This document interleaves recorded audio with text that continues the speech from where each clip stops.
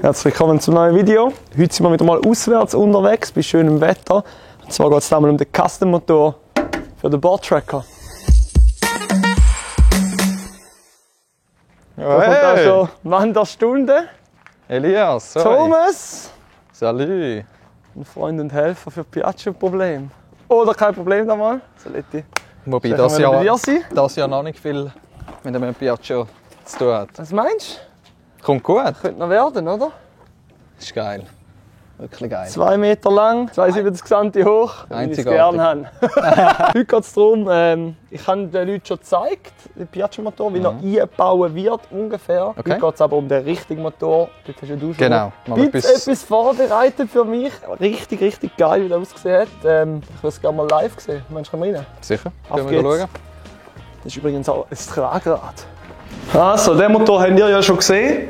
Das ist der Originalmotor, den wir probiert haben, wie wir das machen mit diesen Torenaufnahmen. Da geht es jetzt noch darum herauszufinden, funktioniert das, den du gefertigt hast. Weil, sehr speziell an dem ist ja der Einlass. Richtig. Also der Motor kommt ja quasi so, oder? Richtig, und der kommt auf. Sprich, der Einlass wäre ja jetzt da unten. Hast du dir da schon mega Gedanken gemacht? Und Also so der grosse Vorteil ist ja an diesem Motor, dass wir ihn überhaupt aufrecht laufen lassen Genau, hat er kein Öl, das noch Genau. Sumpfschmierung hat. Aber wir müssen dann natürlich irgendwie umrüsten auf Membran, weil so funktioniert es nicht. Jawohl. Ja, gesehen, da hat es ein anderes Gehäuse. Eben, jetzt hätten wir natürlich die Möglichkeit gehabt, einen Simonini-Seiteneinlass zu machen oder den von Pinasco, dass der Vergaser, genau. Fiasco, genau, dass der Vergaser gerade da wäre. Ist natürlich cool, kostet aber halt alles auch eine Stange Geld und wir haben etwas Eigenes machen. Richtig, ja. Und Einerseits eben, wie du sagst, mega Kohle, die du eigentlich ausgibst, die natürlich dann funktioniert auf dem Ciao, auf dem Sie, auf dem weiß ich was. Aber es ist auch wieder Abstange und das Ding ja, ist nun mal nicht Abstange. Genau, Da darum der Kopf hinter dieser Sache da. haben wir da mal selber etwas zusammentüftelt.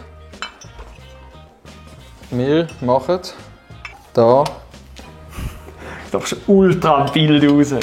einen Membraneinlass, den wir da montieren. Wie hast du das gemacht? Also was hast du jetzt da alles? Also als Ausgangslage, ich habe mal ein kaputtes Ciao-Gehäuse genommen, genau, völlig vermalt, verspraytes Gehäuse, wo, ja, es hat ein paar Beschädigungen. Das Schlimmste ist aber, dass das Einlassfenster ist kaputt, also das kannst du nicht mehr brauchen, sprich, das kannst du ja ins Altmetall tun. Und so haben wir wirklich gerade noch eine Lösung. Super Lösung dafür. Genau.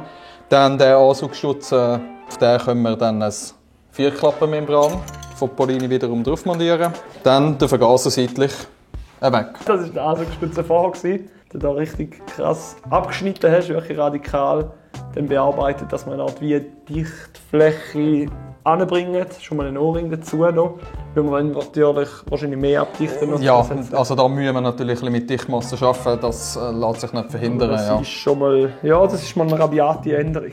Genau, ja, und da eben haben wir natürlich müssen die Stellen auffüllen, weil wir brauchen ja da eine gewisse Dichtfläche. Das ist jetzt alles schon mal vorbereitet. Das ist jetzt kein Knetmetall nehmen, gell? Nein. Weil das Knetmetall, eben das Problem ist natürlich, wenn sich das irgendwie löst und das fliegt durch den Motor, dann hast du einen totalen Schaden. Also Gehäuse sehr geil vorbereitet. Dann hier drauf, auf die Hinterseite vom Ansaugstutz eigentlich, kommt jetzt der 4-Klapp-Membran. Genau, so kommt das ja zusammen, kommt dann so da drauf. Das passt ja, das sind die gleichen Schraubenmaß, Polini. Und da drauf kommt nachher unser 1616 Vergaser. Der ist genau. so rum und so. den Vergaser können wir so drehen, wie wir brauchen. Genau. Wir haben natürlich auch einen gewissen Ansaugweg, aber bei diesem Projekt geht es ja nicht um Leistung, sondern es muss einfach laufen, weil mit deiner Bremse dort, ja, ich weiß nicht, wie gut ganz das klar wäre. strassentauglich. Bezüglich Zylinder, wir haben uns für den allerbesten Zylinder entschieden, Olympia. Nein, da geht es auch darum, wir brauchen keinen Malossi, Polini oder Athena-Zylinder da drauf, weil, ja, würden wir sie nicht auch einbauen, würden wir es natürlich komplett optimieren. Für mich wichtig war dann auch der Zylinderkopf, weil es schaut dann nicht mehr wahnsinnig viel aus der Motorenaufnahme raus, wo es natürlich so klein ist wie möglich, aber dass man dann auch noch mal ein bisschen Kühlrippen oben dran hat, rein Optik. Die auch auf den Sieg gegangen, spielt ja auch überhaupt keine Rolle, ob jetzt Ciao oder Sie. Das spielt keine Rolle. Das ist ja dann nur noch einbaumäßiges Problem, da aber nicht. Genau, Kurbelwelle. Oh ja. Oh, jetzt! Thema Kurbelwelle. Darum haben wir den Chief bei uns. Ja, eigentlich bräuchten wir ja, wenn wir einen Membraneinlass haben, eine volle Wangenwelle. Aber auch dort wieder, das kostet einfach ein Schweinegeld für so ein Projekt. Darum nehmen wir eine aus einem Cut-Motor von dem letzten Modell mit der kleinen Einlassöffnung. So haben wir doch immerhin noch ein bisschen etwas Material und mehr Vorverdichtung. Den Stutzen hinten müssen wir natürlich verschliessen. Ganz etwas Einfaches. Okay. Da fehlt jetzt bei uns die Hai von einem Stuhl so einem Fuß, aber es passt perfekt. Sorry. Das ist dicht. Sollen wir es einfach mal zusammenstecken? Sollen wir es einfach mal anschauen? Ja, also der nächste Schritt ist, wir bauen das schnell so mit 2-3 Schrauben zusammen, also Stützen drauf, dass wir die Gewindstängel anzeichnen können. Gleichzeitig mal schnell den Zylinder rein, dass wir den Hals anzeichnen können, den mal ausfräsen können. Sobald das gemacht ist, dann natürlich auch noch der Kolben. Und dann könnten wir ihn theoretisch gesehen zusammenbauen. Was für mich hier noch wichtig ist, wo kommen wir ran mit meinen Motorenhalterungen. Die kann man vielleicht auch ganz schnell hier dran machen, wenn der Vierklapp draufgeschraubt ist, aber wenn er noch ein bisschen hebt, dass ich weiss, muss ich etwas rausnehmen, kann ich die Laserteile machen lassen. Dann sehen wir dort auch weiter. Perfekt. Okay, let's go! Legen wir los.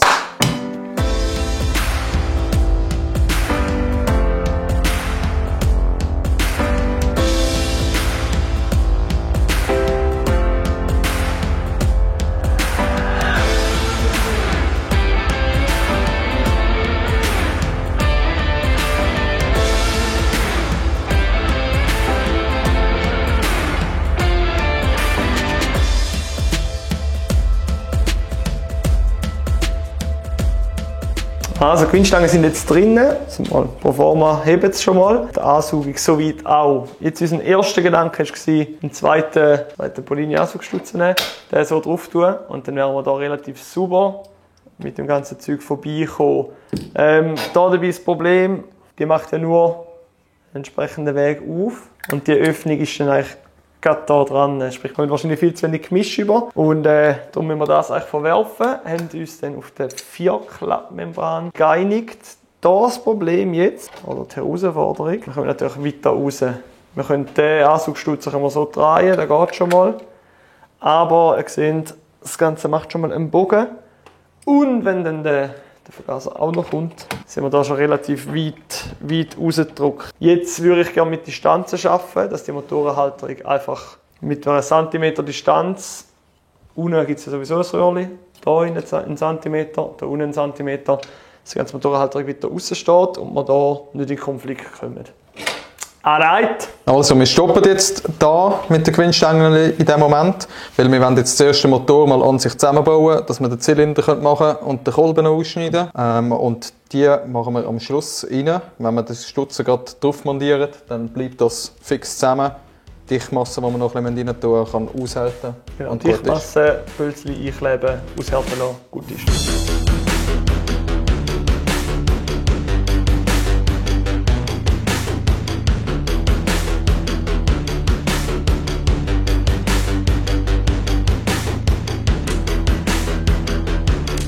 Also das ist jetzt da, wo wir ausdrehen für den Einlass, damit er richtig schön aufmacht. Das ist noch ordentlich viel. Gleichzeitig tun wir jetzt da vorne anzeichnen, wo das Bussports sind. Wenn wir die hier auf dieser Seite noch ein bisschen erweitern und da hinten, da hin, ungefähr. Einfach mal ein bisschen weiterziehen, dass die wenigstens einen Teil aufmachen von dem, was sie sind.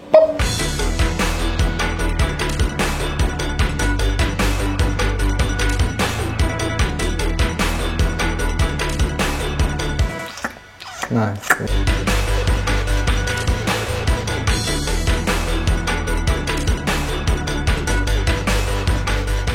Also, Motor soweit mal verbauen.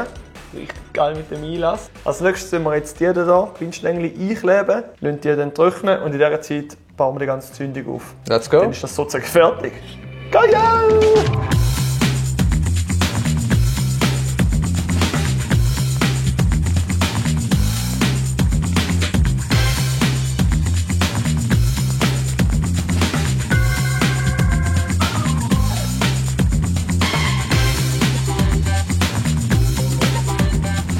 Der Motor ist soweit fertig, die Zündung eingebaut, alle Abdeckungen dran. Was jetzt noch ist, Wir machen jetzt mit Dichtmasse und da so gestutzen Vierklappmembran Vergaser drauf. Und dann sehen wir den Motor, wie er fertig aussieht. Diese nehme ich.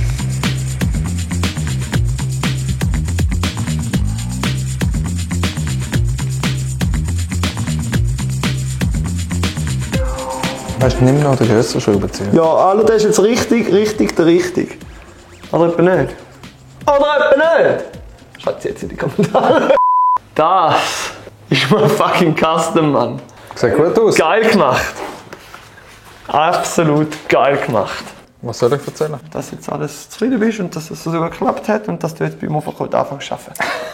Es geht, genau. Also, Wie geil. ich meine, auch das ist geil, oder? Da oben hängst du schon, da unten ist er gerade... Da kommt er raus, Ja. so, da kommt hier der Filter noch. Okay, Ein glasiger Filter. Und dann da raus und da rein. geil. Also, wie ihr gesehen, es hat geklappt besser, als wir erwartet haben. Mit der Motorenhalterung müssen wir hier eine kleine Ausnahme machen, bzw. aufbügen. Und dann funktioniert das alles tibi-tobi.